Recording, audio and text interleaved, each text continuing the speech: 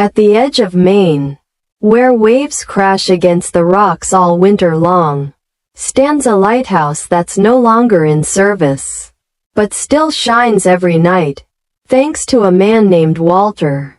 Walter was 78. Every evening, he climbed 137 steps to light the lamp, not for ships, but for Eleanor, his wife, who had died 11 years earlier in a boating accident right off that very coast.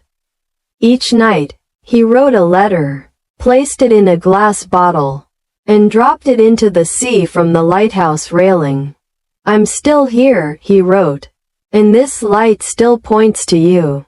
One stormy night, he slipped on the stairs. Luckily, his granddaughter arrived just in time. When he woke up in the hospital, Walter looked out the window, where there was no sea, no light, only a silent sky. He whispered to her, "Keep the light going, but not for Eleanor anymore. Keep it for those who are lost." From that year on, the lighthouse shone again, not as a symbol of sorrow, but of hope, and the bottles kept drifting out to sea, now bearing a new message. You are not alone. 3 months after Walter passed away, Clara, his granddaughter, climbed the lighthouse alone for the first time. At sunset, the sky burned red like blood across the sea. The wind was sharp and salty, and every step carried a memory. She didn't write a letter. She brought a faded photo instead. Young Walter holding Eleanor in a soaked white dress, both laughing, so brightly it seemed even storms had to pause. Clara placed the photo beside the light, then sat quietly on the wooden floor. That night, a 14-year-old boy arrived from a nearby town. He had just lost his mother to cancer.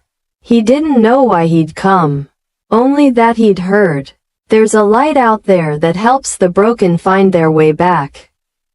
Clara didn't ask much. She just sat beside him, then gently handed him a blank note and an empty bottle. "Write something. No one has to read it.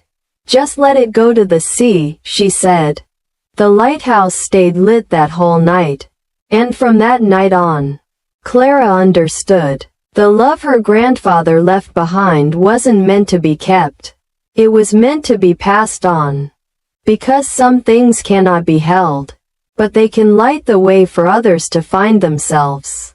12 years passed. Every month, Clara still climbed the lighthouse, still kept the flame. There were no replies, no names to write to, but she still wrote, for strangers, for lost souls, for herself. Then one autumn day, when golden leaves covered the steps, a middle-aged man appeared.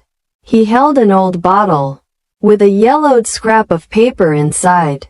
"I'm sorry," he said. "I wrote this here, 20 years ago. I had nothing left. My mother had just died.